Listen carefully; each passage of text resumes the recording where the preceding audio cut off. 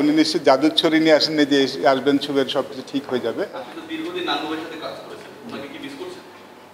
আমি শুধু এখানে কিন্তু আমি কাজ করছি আমার মতো করে আমি হ্যাপি, আমি আমার মতো করে পরিকল্পনা করতে পারছি। ফারুক আহমেদের একটা বড় অ্যাডভান্টেজ, আমার নতুন সভাপতি ফারুক ভাইয়ের সাথে আমি কাজ করেছি, তো ফারুক সেই নামটা চলে আসে আর কি। ওনার একটা অনেক বড় অ্যাডভান্টেজ, উনি ইন অ্যান্ড আউটটা জানেন। উনি ক্রিকেটটা খেলেছেন, উনি নির্বাচক হিসেবে কাজ করেছেন, বোর্ডের সাথেও কাজ করেছেন, পরেও আসলে অনেক কিছু অবজার্ভ করেছেন, তো উনি ভিতরে এবং বাইরে সব কিছু জানেন। উনি এবং আমরা একসাথে কাজ করছি, উনি জানেন যে আসলে আমাদের কাজের পরিধিটা কেমন, কে কীভাবে কাজ করতে চায়, সেটা অনেক বড় অ্যাডভান্টেজ আমার কাছে এটা মনে হয়। কারণ উনি জানেন যে কাকে কতটুকু, আমি উনি ক্লিয়ার করেছেন যে যার কাজ সেটাই করা উচিত, যেটা আসলে আমাদের সবার জন্য খুব স্বস্তির। আমার মনে হয় যে প্রথম কথা তাদেরকে ওনাকে একটু সময় দেওয়া উচিত। উনি নিশ্চয়ই জাদুর ছড়ি নিয়ে আসেন যে আসবেন ছবির সব কিছু ঠিক হয়ে যাবে। যেটা বললাম প্রথমে, যে উনি জানেন, উনি কাজ করেছেন, উনি ইন অ্যান্ড আউটটা জানেন। সো আমরা কীভাবে কাজ করতে চাই, আমাদের কোন জায়গায় কাজ করছেন সে সম্বন্ধে উনি সব বেশ ভালোভাবে জানেন। আমার মনে হয় আমরা যদি তাকে একটু সময় দিই, আমরা সবাই যদি তাকে সহযোগিতা করি, অনেক কিছুই হয়তো ঠিক মতো হয়ে যাবে সব কিছু।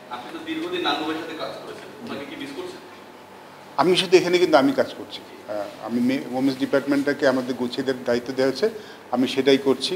এখানে যে আগে যারা কাজ করেছেন তাদেরকে নিয়ে কাজ করছি।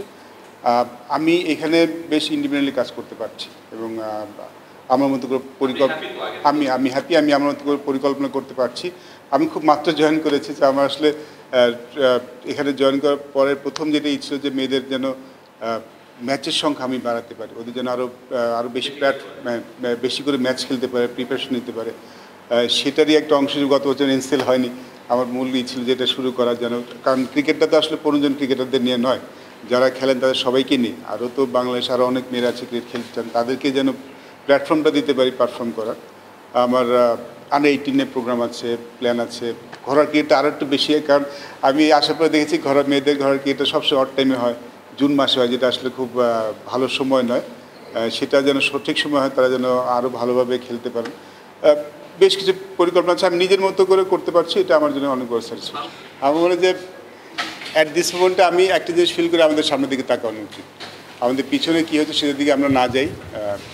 আমি কি পেয়েছিলাম না পেয়েছিলাম সেটা আসলে আমি এখন আর কথা বলতে চাচ্ছি না, বাট ভবিষ্যতে আমরা এটা আশা করতেই পারি, সবাই যে যার কাজ করছেন তিনি স্বাধীনভাবে কাজ করতে পারবেন, তাহলে আসলে ভালোভাবে কাজ করা যায়। নতুন বোর্ড সভাপতি এসেছেন, কিন্তু তার আশেপাশে যেসব মানুষ ছিলেন কালকে, তারা সবাই আমরা একটু এবার মোমেন্টস ওয়ার্ল্ড কাপে থাকি, তারা সবাই পুরনো মানুষ, এবং এদের বিরুদ্ধে অনেক অভিযোগ আছে যে বোর্ডটাকে যদি একবারে আমি সহজ বাংলা বলি, কলুষিত করার ক্ষেত্রে তাদের অবদান অনেক।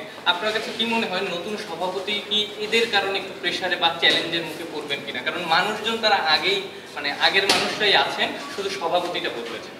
এই প্রশ্নের জবাব কালকে অনেক করা হয়েছিলাম, যেটি দিয়েছি উনি বলেছেন, তা আমরা সবাই কাছ থেকে যেন ওই প্রশ্ন নাই বলি। আমার মনে হয় এটা নিয়ে যত কম উনি যেটা নিশ্চয়ই কালকে উনি ক্লিয়ার করেছেন প্রশ্নটা, তো আমার মনে হয় আমি এখানে দাঁড়িয়ে সেটা আমার বলা উচিত। আমি আসলে যেটা বলতে এসেছিলাম আমাদের মেয়েদের ক্রিকেট নিয়ে, সেটা নিয়ে আসলে কথা বলতে যাচ্ছি। আমরা সেটার মধ্যে থাকি, বিকজ আমাদের খুব গুরুত্বপূর্ণ ওয়ার্ল্ড কাপে ভালো করাটা আমাদের খুব গুরুত্বপূর্ণ। আমি চাই যে আমাদের মেয়েরা যেন সঠিকভাবে প্রিপারেশন নিয়ে ওয়ার্ল্ড কাপে ভালো করতে পারে। Thank you. না, দেখুন, ভেন্যু চেঞ্জ হওয়ার জন্য আমাদের এক্সপেকটেশন, আমার পরিকল্পনার কোনো পরিবর্তন হয়নি। যেটা বললাম যে দেশের মাটিতে হলে হোম অ্যাডভান্টেজ একটা ব্যাপার থাকে, সেটাই শুধু মিস করছি আমরা। বাকি সব কিছুই আমাদের যেমন ছিল তেমনই আছে। আমাদের আগে যেই পরিকল্পনা ছিল তেমনই আছে, যেটা হচ্ছে ওয়ার্ল্ড কাপে ভালো কিছু করা। আমরা বলবো না যে আমরা চ্যাম্পিয়ন হতে চাই, আমরা রানার্স হতে চাই, আমরা ওয়ার্ল্ড কাপে ভালো কিছু করতে চাই।